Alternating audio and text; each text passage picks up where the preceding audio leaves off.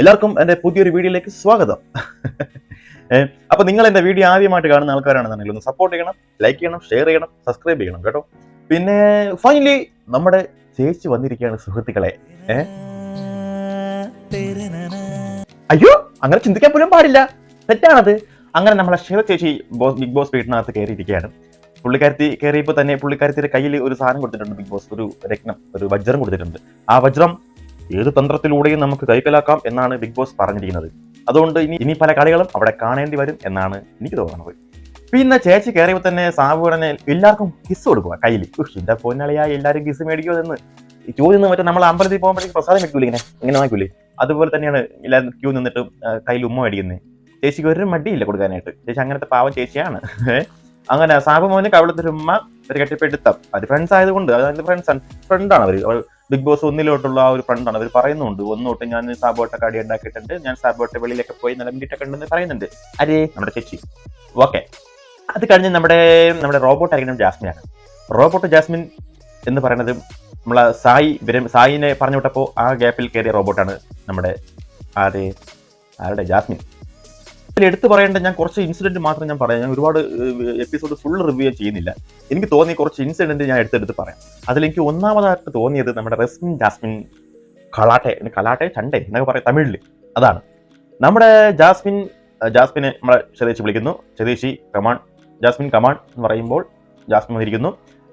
താങ്കൾ ഡാൻസർ ആണോ, എനിക്ക് ഡാൻസ് കാണണം എന്നുള്ള ആഗ്രഹമുണ്ട് എന്നുള്ള കാര്യം ജാസ്മിനോട് തുറന്ന് സമ്മതിക്കുന്നു ചേച്ചി. അങ്ങനെ ഡാൻസ് കളിക്കാനായിട്ട് 10 മിനിറ്റ് സമയം പറയുന്നു. 10 കുറച്ച് സമയം ടൈം കൊടുക്കുന്നു.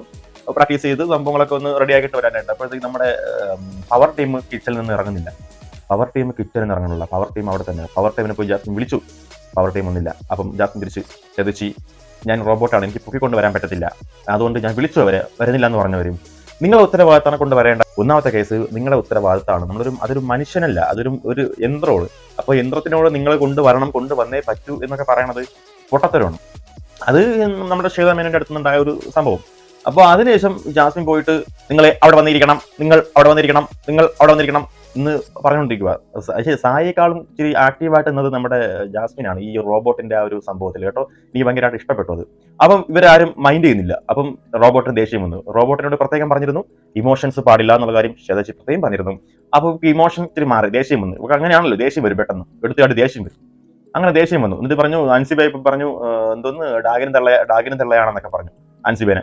നമ്മുടെ റെസ്പിനോടും അവിടെ പോയിരിക്കാനൊക്കെ പറഞ്ഞിട്ട് ഒരുമാതിരി ഒരു ചൊറിയുന്ന തരത്തിലുള്ള സംസാരങ്ങളായിരുന്നു.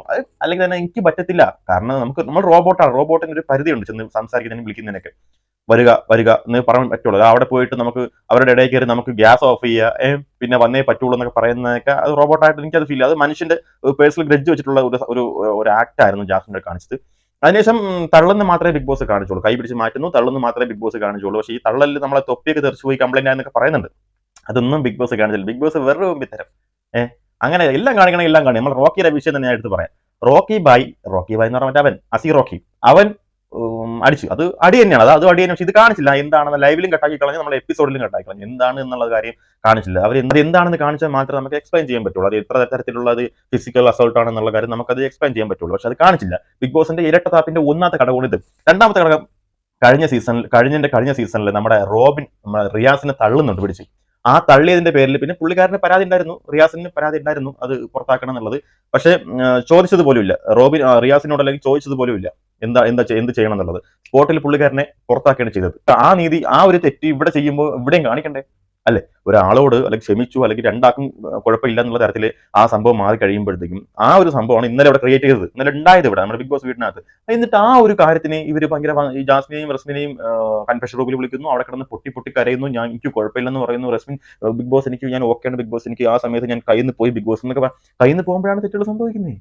അതറിയത്തില്ലേ? കയ്യിൽ നിന്ന് പോകുമ്പോഴാണ് തെറ്റ് സംഭവിക്കുന്നത്. റോക്കിക്കും കയ്യിൽ നിന്ന് പോയതാ, നമ്മുടെ പിന്നെ റോബിനും കയ്യിൽ നിന്ന് പോയതാ. എല്ലാവർക്കും ആ ഒരു നിമിഷത്തിൽ സംഭവിക്കുന്ന കുറച്ച് കാര്യങ്ങളാണ്. അപ്പൊ തെറ്റ് ചെയ്യുന്നവന് എല്ലാം തെറ്റ് തന്നെയാണ്. അതിപ്പോ റോക്കി ആയിക്കോട്ടെ, റോബിൻ ആയിക്കോട്ടെ, ഇപ്പൊ റസ്മിൻ ആയിക്കോട്ടെ, എല്ലാവരും റോയാണ്.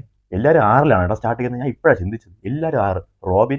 രജിത്ത്, റോബിൻ, പിന്നെ റോക്കി, റസ്മിൻ. ഈ 6 ഇച്ചിരി കടുപ്പമുണ്ടേ. 6 ഇച്ചിരി സൂക്ഷിച്ചു. 6-ലുള്ളവന്മാരെ സൂക്ഷിച്ചോളം കേട്ടാ. ആ മാതിരി ഡേഞ്ചറാണ്. ബിഗ് ബോസ് ചരിത്രത്തിൽ തന്നെ 4 6കളാണ് പുറത്ത് ഈ ഫിസിക്കൽ അസോൾട്ട് ചെയ്തിട്ടുള്ളത്. രജിത് കുമാർ, റോബിൻ, പിന്നെ റോക്കി, ഇപ്പൊ റസ്മിൻ.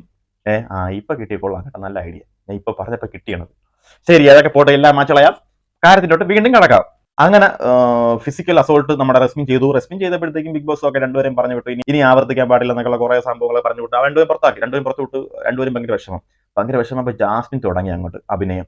ഞാൻ അഭിനയം എന്ന് പറയാം, അവൾ എന്ത്, പക്ഷെ ഇന്നലത്തെ കാര്യത്തിൽ ഞാൻ അഭിനയാണെന്ന് പറയില്ല കേട്ടോ. കാരണം ഇന്നലെ അവളെ ഉള്ളിന്റെ ഉള്ളിൽ നിന്ന് വന്ന ഒരു വിഷമാണ്. ഇന്നലെ ആ കൺഫെഷൻ റൂമിൽ സംസാരിച്ചൊക്കെ എനിക്ക് എന്റെ പേഴ്സണലി ഞാൻ എന്റെ അഭിപ്രായം പറയാം, ഇന്നലത്തെ ആ ഒരു കാര്യം അവൾ അഭിനയമായിട്ട് എനിക്ക് തോന്നുന്നില്ല. പക്ഷെ കൺഫെഷൻ റൂമിലുള്ളത് അഭിനയമായിട്ട് എനിക്ക് ഒട്ടും തോന്നുന്നില്ല. കാരണം അത് അപ്പോഴേ പൊട്ടി വന്ന ഒരു സങ്കടമുണ്ട്. അത് നമുക്ക് അങ്ങനെ സംഭവിച്ചു, നമ്മൾ അറിയാണ്ട് നമുക്ക് നമ്മളെ സ്നേഹിക്കുന്ന ഒരാൾ നമ്മളെ ദ്രോഹിക്കുമ്പോൾ ഉണ്ടാകുന്ന ഒരു വിഷമാണ് അവിടെ പൊട്ടി രണ്ടുപേരും കിടന്ന് കരഞ്ഞത് അങ്ങനെയാണ്. അപ്പൊ അതുകൊണ്ട് എനിക്ക് ആ ഒരു കാര്യം എനിക്ക് ഒരിക്കലും ഫേക്ക് ആയിട്ട് തോന്നുന്നില്ല. പക്ഷെ അതിനുശേഷം വന്ന് കട്ടിൽ കിടന്നിട്ട് എനിക്ക് ആ മറ്റേ സാബുവിന്റെ അടുത്തൊക്കെ കൊഞ്ചാണ്, എനിക്ക് എനിക്ക് മാല താ എന്താടാ ഇത് ഈ മൂക്കിലിട്ടിരിക്കുന്നത് പോയി. പിന്നെ സാബു പറയണ അത് ഞാൻ സ്റ്റോർ റൂമിൽ കൊണ്ട് കൊടുത്തല്ലോ മനെ, എന്താണ് അത് മറ്റേ മോഹല്ലേ സ്റ്റോർ റൂമിൽ കൊണ്ട് കൊടുത്തെന്ന് പറഞ്ഞു. അങ്ങനെ പെട്ടെന്ന് വിഷമം സഹിക്കാൻ വയ്യാതെ ജാസ്മിൻ കട്ടിലിൽ പോയി കിടന്ന് മറ്റേ കപ്രീന്റെ ഫോട്ടോ എടുത്ത് വെച്ചിട്ട്, ഞാൻ എന്ത് തെറ്റ് ചെയ്തടാ, ഞാൻ എന്ത് തെറ്റ് ചെയ്ത, നീ വരില്ലേ? എന്താടേ എന്തരുത്, ഇത് പക്കാ ഫേക്ക്. അപ്പൊ തൊട്ടപ്പുറത്തേന് ജാസ്മിന്റെ ഫാമിലിയുടെ ഫോട്ടോ ഇങ്ങനെ ബിഗ് ബോസ് കാണിക്കുന്നുണ്ട്. അതായത് ഇത് നോക്കുങ്ങൾ എല്ലാരും കൂടി.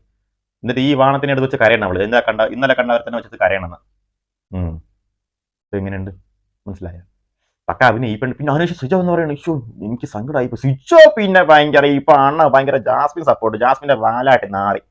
അത് ധൈര്യം ഉണ്ടെങ്കിൽ നീ ഒറ്റയ്ക്ക് കളി മുത്തേ, നീ ഒറ്റയ്ക്ക് കളി. നീ എന്തോ ജിൻഡോ കണ്ടോ, ജിൻഡോനെ അവൻ കണ്ടോ എത്ര പേരെ എതിർത്തിട്ടും പുള്ളി ഒറ്റയ്ക്ക് നിൽക്കുന്നുണ്ടോ?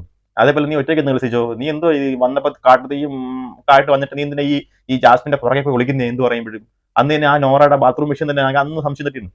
ബാത്റൂം വിഷയത്തിൽ ഇവൻ കയറി ഇടപെടുന്നതും ഭയങ്കര റോൾ കാണിക്കുന്നതും അതിനുശേഷം ജാസ്മിനായിട്ട് ഭയങ്കര അറ്റാച്ച്മെന്റ് ആവണതും ഗബ്രി പോകാൻ വേണ്ടി അല്ലെങ്കിൽ കാത്തിരുന്നതുകൊണ്ട് ലവ് ക്രിയേറ്റ് ചെയ്യാനൊന്നുമില്ല. പക്ഷെ പുറത്ത് സപ്പോർട്ടിനെ പറ്റിയും അല്ലെങ്കിൽ പുറത്ത് നെഗറ്റീവിനെ പറ്റിയും എന്തോ ഇവന് അറിയാം. അപ്പൊ ആ ഒരു ഗെയിം പ്ലാനാണ് ഇവൻ ചെയ്യണത് സിജോ, മനസ്സിലായില്ലേ? അപ്പൊ അങ്ങനെയുള്ള ചെയ്യുന്ന ഒരാള് എനിക്ക് ഞാൻ വിചാരിച്ചു ഇത്തിരിയിലൊക്കെ ഉളുപ്പും മാനമുള്ളവരാണെന്ന് തോന്നി ഇവൻ സിജോ എന്ന് വിചാരിച്ചു. പക്ഷെ ഇവൻ വെറും കിഴങ്ങ്, വാഴക്കിഴങ്ങ് സംഭവം ഇല്ല. എന്നാലും ഞാൻ രണ്ടും ഒത്തു പറഞ്ഞ വാഴയും കിഴങ്ങ്, മനസ്സിലായില്ലേ? കാണാൻ തന്നെ തോന്നല്ല. പക്ഷെ ഇന്നലത്തെ കൊള്ളാം കേട്ടോ എപ്പിസോഡ്, നല്ല അടിയും പിടിയൊക്കെ ഉണ്ട്. നമുക്ക് അത് മതി, ഇച്ചിരി എരിവും പുളിയൊക്കെ വേണം അത്, എന്നാലേ നമുക്ക് പൊലിപ്പിച്ച് കയറാൻ പറ്റുള്ളൂ. പക്ഷേ വേറെ കാര്യം ഉണ്ടേ, ഇത് ആ വീട്ടിനകത്ത് നിൽക്കണൊക്കെ അവസ്ഥ ഭയങ്കര മോശമായിട്ട്. അവരുടെയൊക്കെ ആ മാനസികാവസ്ഥ നമ്മളെ പോലെയൊക്കെ ആണെങ്കിൽ വെറും നാറും കിടന്നു. അപ്പൊ ഇതാണ് ഇന്നത്തെ മെയിൻ ആയിട്ടുള്ള വിഷയം. അപ്പൊ സിജോനെ പറ്റി പറഞ്ഞു, ജാസ്മിനെ പറ്റി പറഞ്ഞു, റെസ്റ്റിനെ പറ്റി പറഞ്ഞു, പിന്നെ നമ്മുടെ ശ്വേതമേനെ കൊണ്ടുവന്നതിന്റെ മെയിൻ ഉദ്ദേശം ജാസ്മിനെ പൊക്കി അടിക്കുക എന്നുള്ളതാണ്. പൊക്കി അങ്ങ് അടിക്കുമോ, നിങ്ങൾ പൊട്ടൻഷ്യലുള്ള കണ്ടസ്റ്റന്റ് ആണ്, അങ്ങനെയാണ് ഇങ്ങനെയാണ് എന്നൊക്കെയുള്ള ഭയങ്കര താളമിടലൊക്കെ ആയിരുന്നില്ല ജാസ്മിനെ ഉദ്ദേശിച്ചൊക്കെ. ഓ കടുപ്പം.